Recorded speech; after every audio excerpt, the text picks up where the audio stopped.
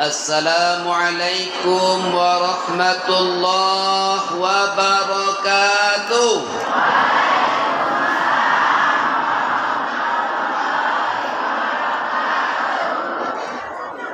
Alhamdulillahi wa kafa, wassalatu wassalamu ala nabiyyina Muhammadinil Mustafa wa ala alihi wa ashabihi min ahli sidqi wal wafa, amma ba'du. Yang mulia Bapak Camat beserta istri, Bapak Kepala Kantor Urusan Agama beserta seluruh perangkat beliau, Bapak Kepala Desa Lubuk Pauh, dan tokoh masyarakat, alim ulama, tokoh adat, pemuda dan karang taruna, Bapak-bapak Kepala Desa seluruh sekecamatan Gunung Tujuh, Ibu Ketua dan pengurus BKMT Kecamatan, Ibu-ibu Ketua Permata Desa, seluruh kita yang hadir pada sore hari ini, mudah-mudahan kita semua masuk surga, amin. Tadi saya terlambat datang, saya dengar dari luar Buya Nas, ya, Buya Nas sedang memberikan pengarahan mengenai erupsi yang ada saya dapat. Barusan Bapak Camat menyampaikan mengenai erupsi juga. Dan memang kalau Gunung Kerinci meletus, kita memang takut. Takut enggak, Bu? Mana tahu Ibu enggak takut, kan?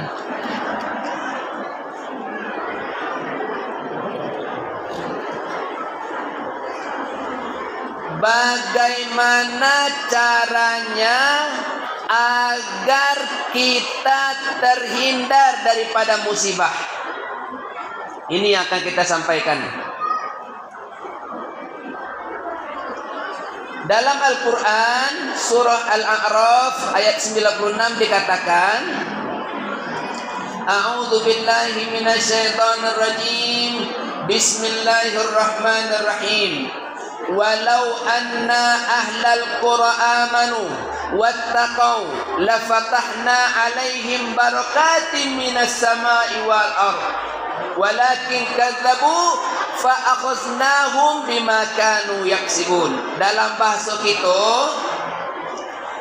kalau seandainya penduduk suatu negeri beriman dan bertakwa kepada Allah Subhanahu wa taala, niscaya kata Allah, kami buka berkah dari bumi dan dari langit. Akan tetapi karena mereka mendustakan ayat-ayat kami, maka kami siksa mereka diakibatkan perbuatan mereka sendiri. Dari ayat ini, ibu-ibu sekalian, kita tahu bagaimana cara kita menghindar supaya kita tidak disiksa oleh Allah, supaya kita tidak diazab oleh Allah, supaya kita tidak diberi musibah berupa azab Allah. Caranya yang pertama beriman. Amanu, berimanlah kepada Allah. Apakah tanda-tanda beriman? Tanda-tanda beriman satu, tanda-tanda orang beriman. Coba lihat, ada tak bersama diri kita pada? Tanda orang beriman satu, idza dzukirallah wajilat qulubuhum. Apabila disebut nama Allah, gemetar hatinya. Hati gemetar, bukan badan. Hati gemetar, bukan meretek, bukan. Hati gemetar. Maksudnya apa? Ada orang azan, Allahu Akbar, Allahu Akbar, ambil Allah sembahyang, masuklah ke masjid, itu maksudnya. Ya, gemetar hatinya. Ada orang maling, disebut nama Allah dia jadi maling, itu maksud tu. Ada orang kemudian disebut nama Allah dia jadi kemudian, itu maksud itu. Ada orang nak korupsi, disebut nama Allah dia jadi korupsi, itu maksud tu. Buya. Lalu apa pendapat Buya? Ada yang mengatakan bahwa perempuan lebih baik solat di rumah daripada solat di masjid. Apakah itu betul? Betul. Nah, tapi belum selesai nih. Nah, jangan di-cut-cut ya. Perempuan lebih baik solat di rumah daripada solat di masjid. Itu hadisnya sahih. Betul. Kalau dia solat di rumah, lebih baik dia solat dalam kuruk daripada dia solat di depan televisi. Ya. Jadi perempuan lebih baik solat di rumah daripada solat di masjid. Itu betul hadisnya. Tapi, nah ingat dia ada tapinya. Tapi kalau seandainya perempuan ke masjid menimbulkan fitnah. Apa sebab? Karena zaman Nabi perempuan itu jumlahnya sedikit. Karena bayi lahir perempuan dibunuh. Yang banyak laki-laki. Karena perempuan sedikit, laki-laki banyak, laki-laki jarang lihat perempuan. Sekali lihat, dikejarnya.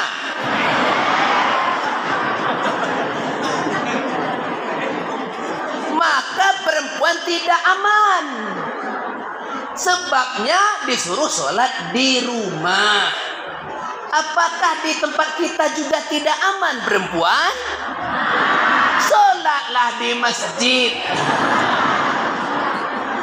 Ada hadis Nabi mengatakan, apabila seorang istri mau sholat di masjid, suaminya tidak boleh melarang. Malah seharusnya suami itu bimbing tangan istri pergi ke masjid.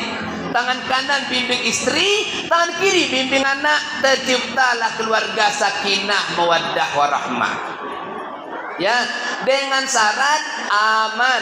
Supaya aman, perempuan sholat di masjid pakai gelang, tak usah banyak-banyak. Ya, pakai gelang cukuplah 1 atau 2. Pakai cincin tak usah banyak-banyak, cukuplah 1 atau 2. Pakai kalung tak usah banyak-banyak, cukuplah 1. Pakai subang tak usah banyak-banyak, cukuplah 2. Kalau banyak-banyak itu yang membuat ibu tidak aman. Nah, jadi jelas kan? Tanda orang beriman yang kedua itu, wa iza tuliyat alaihim ayatuhu zadatuhum imana. Kalau dibaca ayat Allah, imannya bertambah. Ayat Allah itu ada 2. Pertama ada ayat kauliyah yang dibaca oleh ibu kita tadi, yang suaranya merdu sekali itu. Ya. Al-Quran itu ayat kauliyah. Siapa yang beriman dibaca Quran bertambah imannya. Yang kedua ada ayat kauniyah. Apa itu ayat kauniyah? Yang ada di sekitar kita. Apa itu ayat kauniyah nih? Saya ayat, Pak Camat ayat, Ibu ayat, Cabe ayat, banyak ayat. Itu bisa menambah iman kita kalau kita berpikir. Misalnya di ladang ada 5 macam pisang. Kenapa? Rasanya beda-beda. Mulai dari pisang kematu sampai kematu yawo, pisang ajo, pisang serai, pisang lidi. 5 macam pisang, 5 pula rasanya. Padahal dia tumbuh dari tanah yang sama dan pupuk yang sama. Itu membuat iman kita bertambah. Kenapa pada badan kita banyak rambut tapi tidak sama panjang? Itu membuat kita berpikir, ini rambut. Ya, ini rambut. Ini rambut. Dalam hidung rambut. Kumis rambut. Ini rambut. Dan yang lain. Kalau ini tidak kita cukur selama setahun, payah kita bedakan mana laki-laki mana perempuan. Tapi saya sudah umur 46 tahun walaupun wajah 30.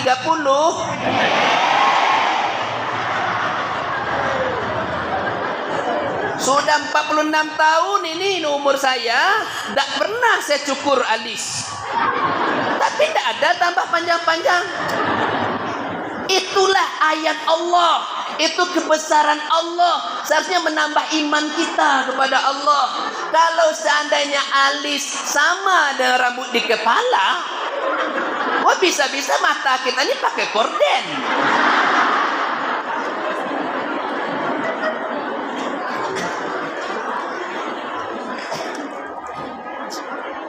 Coba kita lihat. Kuku kita ini tulang, kuku tangan tulang, kuku kaki tulang, dan gigi juga tulang. Tapi kuku ini kita potong setiap hari Jumat karena sunnah. Kuku kaki dan kuku tangan. Kalau tidak dipotong dia akan panjang. Tapi gigi, berapa puluh tahun tidak kita potong-potong, tetaplah sepanjang itu. Itulah ayat Allah. Kalau gigi panjang seperti kuku, maka akan ada salon gigi. Sebelum keundangan salon gigi dulu. Itu ayat Allah. Hendaknya bertambah iman kita pada Allah bagi orang beriman. Yang ketiga, tanda orang beriman, wa ala rabbihim yatawakkalun. Dia berserah diri kepada Allah, tidak serah diri sama dukun, tidak serah diri sama kuburan, tidak serah diri sama nenek. Dia serah diri ke Allah saja. Yang lain no way. Yang keempat, orang beriman kepada Allah, alladzina yuqimunas shalah. Dia salat. Waktu salat hari ini jam 3:18 menit. Ya, jangan gara-gara ceramah solat terlambat. Kira berapa menit?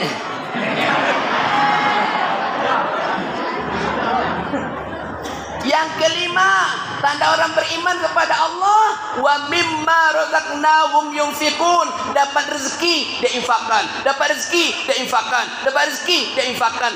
Infak yang paling baik anak bini. Tu infak paling elok. Wahai para suami, infak yang paling elok anak ngabini. Waktu infak masjid 1 batang tiang, sijum, bininya tak ada makan mah. Bagi bini makan dulu, bagi belanja anak sekolah dulu, baru yang lain. Sebab kenapa saya bilang demikian? Ada suami pelit, kikit, cedik umit, medit. Sudah dia panen cabai entah mana lah dia letak duitnya. Kata istrinya, mas nanti duitnya wau. Orang enek katanya. Kok orang enek mas? Enek. Tapi sisuk wae lah. Dia cari-cari duitnya orang odoh. Buatan enten, tidak ada duitnya kemana? Ternyata istrinya menemukan duitnya waktu mencuci celana suaminya. Ketemulah duit itu ternyata dalam ikat pinggang yang pakai resleting. Ya Allah pelitnya. Kalau ada suami kayak gitu, kalau dengan anak bininya dia pelit, apa lagi sama orang lain? Kalau saya enggak, terima gaji awal bulan saya kasih semua. Ambil gaji kau. Seluruh gaji saya serahkan sama dia. Kenapa? Supaya senang hatinya. Perempuan tuh senangnya pegang duit walaupun bukan duit dia.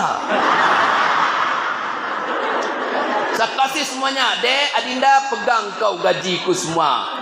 Sudah itu tiap hari saya ambil.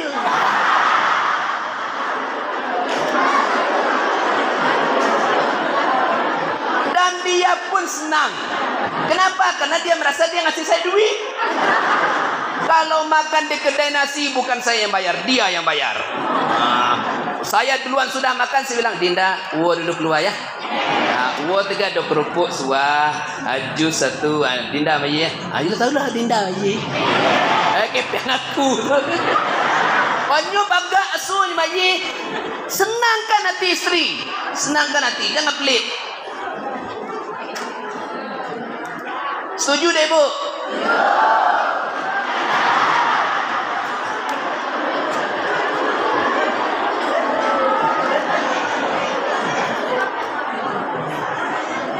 Dan syarat yang kedua supaya kita tidak diberi musibah oleh Allah, azab oleh Allah, wattaqau, bertakwa kepada Allah. Jadi orang bertakwa kepada Allah. Orang bertakwa tu gimana? Orang bertakwa tu alladzina yunfiquna fis sarra'i wad dharra'i. Ada rezeki waktu lapang infak, waktu sempit infak, banyak rezeki banyak infak, dikit rezeki dikit infak, pokok ada infak. Jangan untuk kita semua kasih orang. Kita ini kata Buya Karnaudin, kita jadi orang terima kasih. Bagaimana terima kasih? Dapat jual cabai terima, sudah itu kasih sama orang. Bagi-bagi. Terima kasih, terima kasih, terima kasih. Ini terima aja, nggak pernah kasih. Jadilah jadi orang terima kasih.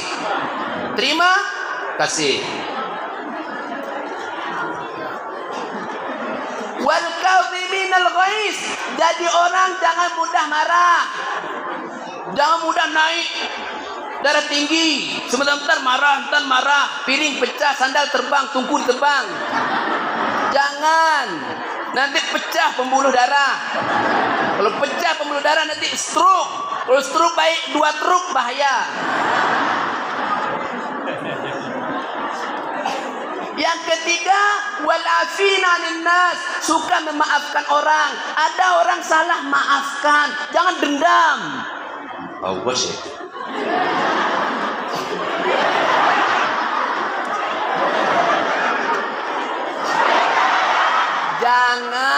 Jangan. Kalau orang pendendam, belum dendamnya lepas, sakit kepalanya, tidak tenang pikirannya. Padahal orang yang kita dendam ngorok tidurnya. Rugi. Udahlah. Kalau kita beriman pada Allah, kalau kita bertakwa kepada Allah, buka berkah Allah dari bumi, dari langit, buka berkah Allah. Walakin kazzabu, tapi kalau kamu mendustai ayat-ayat Allah, fa akhadnahum, maka kami siksa mereka. Kalau kita tidak beriman, tidak bertakwa pada Allah, Allah siksa kita. Siksanya bagaimana? Ada tembak. Dor.